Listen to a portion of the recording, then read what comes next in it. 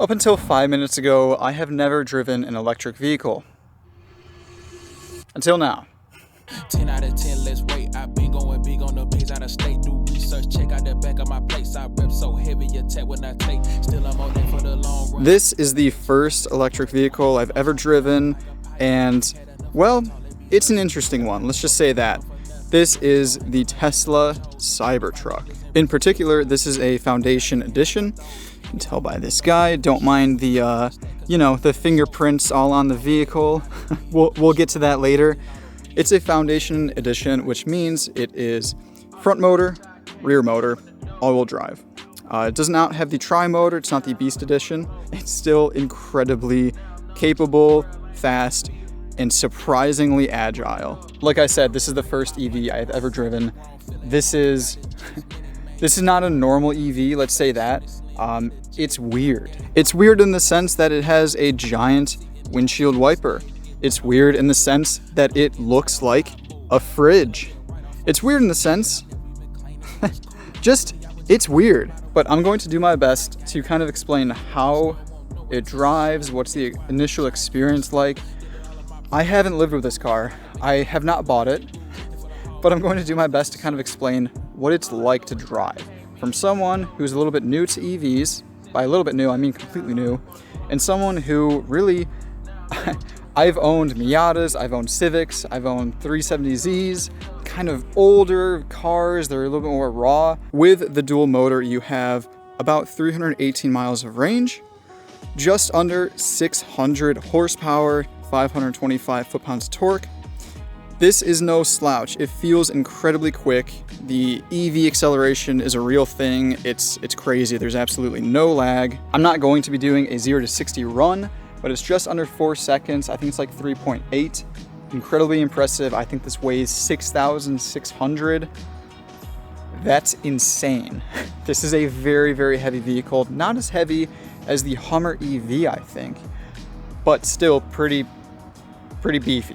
You get from the factory massive wheels and tires. Interestingly enough, you actually have a 6-lug setup, which is kind of cool, a bit unique. Let's just take a quick walk around. You have a really cool strip that goes all the way across. This lights up. Those are your headlights. Coming around to the back of the vehicle, you have the tonneau cover, which actually is incredibly beefy. I'm not going to, but you can stand on this. It supports, I think, 500 pounds. Definitely the most sturdy tonneau cover I've ever seen in my entire life. To unlock the vehicle, simply take the card, put it in this general area. You can see the mirrors fold up. You get some audio cues. To open each of the doors, press that button, it pops it out, and then you can open it just like a normal door. You have pretty nice soft touch even in the rear, carries over standardized front to back, same exact soft touch material. Got this nice white leather. This is great. The back seats have a lot of room, actually a very surprising amount of room. Backseat occupants get a lot of HVAC controls, which is really good. And one thing I love, I'll explore more up front, are the animations. They're very, very well done. In the back seat, you get the mother of all sunroofs. Absolutely massive sunroof. It's really cool to see. You can go ahead and take a look into the back of the truck because ultimately it's a truck. It has a surprising amount of room. Actually, let me bring this all the way back so you can get a full glimpse of what it looks like. The bed is genuinely very usable. You have even the EV party trick. You can power your house technically if you wanted to. You could basically use this truck as a home generator if you lost power. 2 normal outlets, 120 volts. You have storage underneath. This is where the adapter's kept. There's actually drains down here, so if you did want to throw some ice and you can just throw drinks down there, you totally can. Overall, this is actually a genuinely very usable truck, and if you do need to haul stuff, you totally can. If you need to tow stuff, you can do that too. Your range will take a hit, but at least put stuff in the bed very nicely. One thing that I'm not going to beat around the bush, the exterior paint, or should I say lack of paint. I don't love the whole stainless steel kind of look. For one thing, The fingerprints that you get on this vehicle are just insane. You just always have fingerprints no matter what. Not only that, but you do have to kind of compete with the fact that you do look like you're driving around a massive refrigerator. However, let's go where the haters can't get us. We'll go on the inside of the truck. Open this bad boy up. You have the same exact soft touch material from the rear. Carries over nicely. Again, this is the first EV I've driven, the first Tesla I've driven. It's very unique. I've never had a screen that's been this large. It is actually a very intuitive system, all things considered. You have your climate controls here, heated steering wheel, heated and cooled seats. Love the cooled seats. These are very, very nice. And honestly, the best part about this, you just leave it on auto, let it do its thing. You can control all of your tailgates, the frunk, as well as the tonneau cover, all from inside. Even the ride height, you can adjust right here. If you go into this corner button, you have all of the settings. There are quite a lot of them. All of the kind of sort of controls here. Dynamics, you can change the acceleration pedal to be a little bit more laggy or a little bit more touchy. Control the ride and handling to be relaxed or focused. We'll leave it on relaxed. As well as the ride height. The funny thing is they're constantly updating all of the software, which is, it's a good and a bad thing that they're upgrading it, right? So maybe it should have come like this from the factory, but it seems like every once in a while a new update drops. So at least they're making the steps to kind of keep evolving. I did just learn how to check the mileage. You can either look at the battery, which we have 94%, or the mileage, 299. It's pretty decent. We'll go back to vehicle controls, and we just play around. You can actually change, oh, look at that. Change that guy, interesting. But yeah, there's just a lot of different settings, and honestly, I don't know if I'm the person to go through these all, because realistically, I've spent about 10 minutes with this car. You can actually watch whatever you'd like. And I think this makes a massive difference. Having something to watch, having something to play while charging really does go a long way. And just being able to hop in, hey, you want to go to YouTube? You can watch whatever you want. Now that we're done with the infotainment, one thing I want to point out, it is so hard to convey how far the windshield actually is. I am fully stretched out and I'm not even near the front of it. I think I have another, I don't know, foot. The shape of the windshield is just absolutely hilarious to me. You have from the steering wheel about like 3 feet of room. It's pretty gnarly. But anyway, let's do a quick drive and I want to kind of see what this vehicle feels like. I want to give my initial impressions. The number one thing that you'll immediately notice is the steering wheel. It's an interesting shape to say the least. And the really cool part is going to here, to drive. That's max. Actually pretty intuitive if I'm being honest. So let me explain what just happened. Number one, this car has rear wheel steering. So that really does help with this parking lot maneuverability. On top of that, it has steer by wire. Now, what does that mean? In a normal car, the steering wheel is actually connected to the wheels. That's a very basic example. Let's talk about an older car. Now, on this, an actual electronic communication sends a signal from the steering wheel to the wheel to move it. Now, is that sketchy? I don't think so. Honestly, if you've ever flown in an airplane, that's what they use. Airplanes use steer by wire.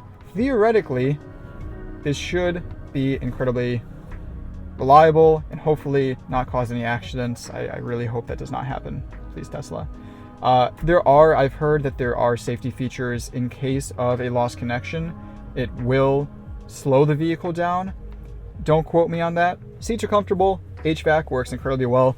One thing that you immediately notice as soon as you close the door, it's very quiet in here. The entire car is insulated.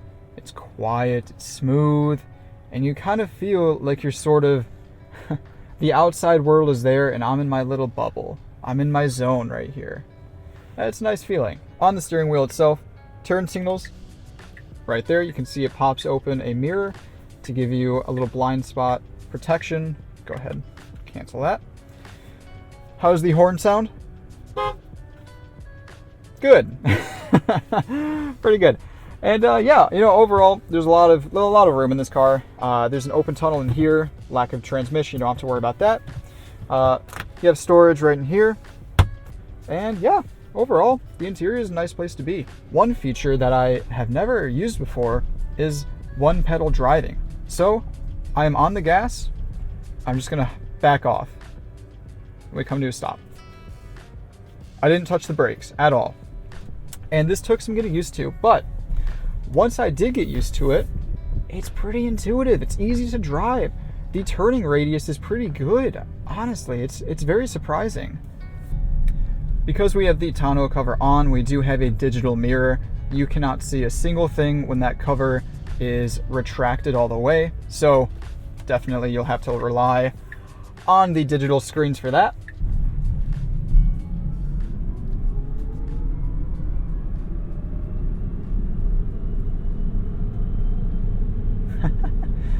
And now we're just cruising in absolute silence. Oh, it's a weird feeling. This is the first EV I've driven. I'm not used to a powertrain that doesn't make noise. It's unique. It's very unique. Not only that, it's very fast. And there's zero lag. That's the craziest part to me. It's just, if you put your foot down, you really do you go. Another thing that I've noticed is that this car drives a lot of attention, and I mean a lot. Everywhere you go, people take pictures. Everywhere you go, people probably are going to get into accidents trying to take pictures of this car while you're driving on the road. It's kind of dangerous that way. People are just hyped to see this car, whether good or bad, whether they think it's dumb or whether they think it's awesome. People need to take pictures of it. The steering effort, I'd say, is pretty low effort. As you speed up, the rack, I guess, the digital rack ratio quickens, so it takes less steering input to turn the car. That makes sense. If you're on the highway and you sneezed, if it kept the parking lot steering wheel turning radius, you'd basically fly off the highway. But overall, man, it's such an easy car to drive. It's very intimidating to look at it from the outside, but once you get into it, you find that it's really just not anything that crazy. One thing that is actually pretty surprising is the visibility is pretty good. Obviously, the windshield is massive. No getting around that. But you do have windows for the A-pillars that makes it a little bit easier to see stuff. These side windows are pretty large. I actually really enjoy the digital mirrors. I think they are pretty intuitive, especially for blind spots. So that's great. Overall, it is an easy car to drive, really truly. And let's not kid ourselves, most of these are going to be driven on the street. So as a street car, it works very well. Now let's see some of this handling. Whoo! It's fast. Wow. It's just crazy, the instantaneous power of an EV. Again, first one I've driven, first time experiencing it. Forgive me, that acceleration's crazy. That wasn't even really full throttle. I'm not gonna launch the vehicle, but I do wanna see what it's made of. 3, 2, 1. Wow.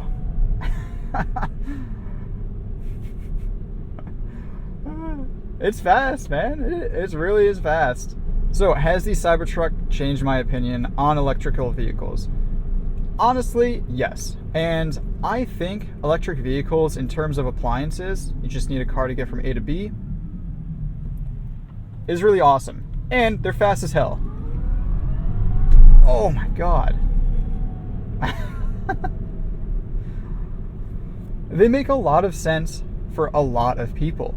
If you just want a car that gets you to point A and point B, electric vehicles are a great option. And not only that, they will continue to come down in price as battery technology keeps evolving.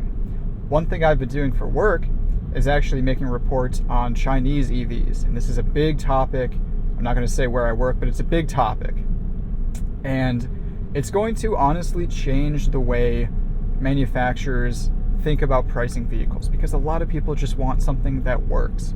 They just want something that drives and is cheap. Life is insanely expensive right now, and while this at over 100,000, yeah, it doesn't make a lot of sense for most people, EVs in general, I think, do. If you don't care about driving, you don't care about that mechanical feel, these are awesome. Realistically, EVs are simpler than normal ICE vehicles. They have fewer problems. They just make a lot of sense. While we pass the boat, let's see how the boat I'm driving handles.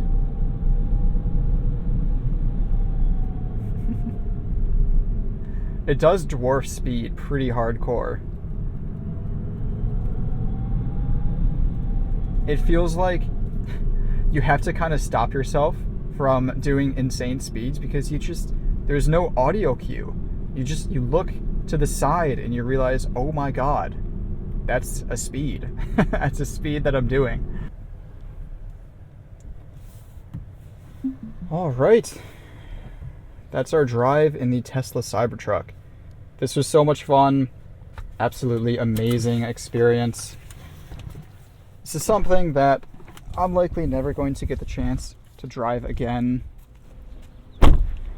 And overall, man, if you want something that's unique, this is it. This is incredibly unique. There's nothing else like it on the market right now that is this wacky, this weird. It definitely changed my opinion on electric vehicles.